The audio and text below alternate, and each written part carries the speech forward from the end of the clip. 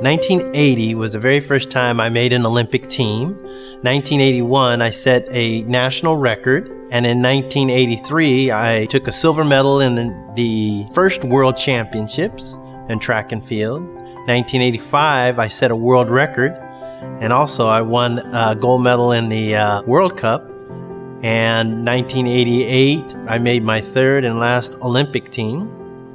As an athlete, we have a unique emotional state when we do things. And I think a lot of it comes from expectations about ourselves, from those people who we respect and love, and then expectations from our fans. Those expectations can control our emotions quite heavily. And we have to be very careful because those expectations can ruin our lives. In my sport career, I had a lot of what I perceived were failures. And I thought that in order to be better, I had to try harder each time I had a failure. I was trying to make the 76 Olympic team. And I went to the Olympic trials. I competed in those trials. My parents had huge expectations for me. They had taken a second mortgage out of their house, bought a brand new car and a camper to drive to Montreal because they knew I was going to be in the Olympic Games. That was huge responsibility. I came in fourth. Only 3 make the team. And I said to myself, I'm going to make that team in 1980. I'm not going to let anything get in my way. And I'm going to show my parents that I'm not a failure. Okay. I sat there and I thought to myself, I have to work harder. And I have to win a gold medal in 1980.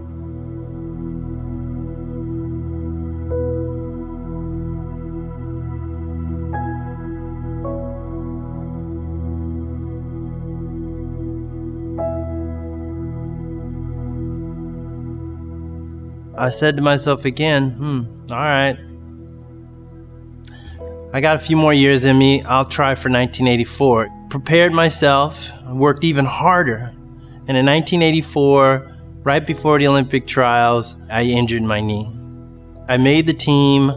I took 6th place, so I didn't win a medal. 12 years of trying to make an Olympic team and to win a gold medal, and I couldn't do any better than a 6th place. And that was crushing for me.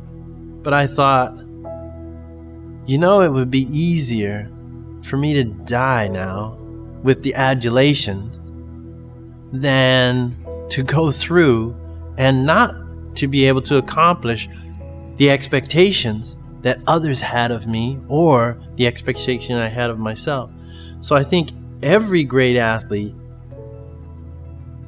must go through that same thinking. And a lot of athletes, they don't make it because they fear that failure.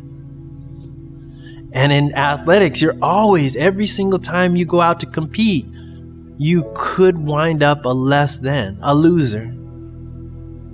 We have to overcome that failure, and we have to take that expectation and make it a good thing. In order for me to get out of my lows, the first thing I did was to seek out other people. I needed to connect with another person in order to be able to become me again. Because I tend to really want attention, And I think everybody needs a little bit of attention. And if there's no one there to give you attention, then you go further down that rabbit hole. You get more and more depressed. And then I would meet people, and to be able to talk to them and to share my story and hear their story. And it was refreshing to know that my experience weren't just my experiences. There are experiences that could help other people. You have to be strong in your convictions. You have to be strong in your goals. You have to be strong in your determination to reach the goals that you want to achieve. A lot of people don't know it, but they have more strength inside them then they understand.